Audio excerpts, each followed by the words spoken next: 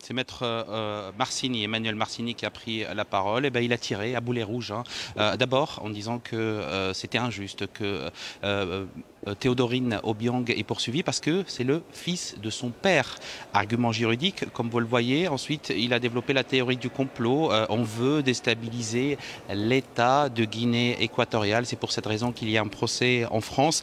C'est l'image de la Guinée équatoriale qui est visée et c'est l'image de ses dirigeants qui est visée également.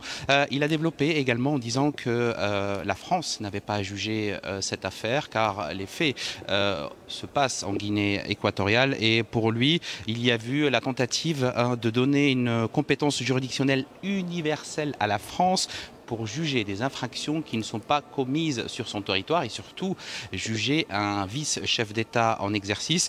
En d'autres termes, Malabo rejette le droit que la France puisse juger. Elle a plutôt demandé à la Cour internationale de juger les faits. Il est en ce moment même, maître Emmanuel Marcini, en train de développer sa défense point par point. D'ailleurs, il a fait, et c'est vrai, il a fait noter à la Cour qu'il n'y avait pas de partie civile, ou en tout cas qu'il n'y a pas de corrupteurs sans corruption. Il a demandé à la Cour où sont les corrupteurs. Ils ne sont pas ici, donc il n'y a pas de corruption effective.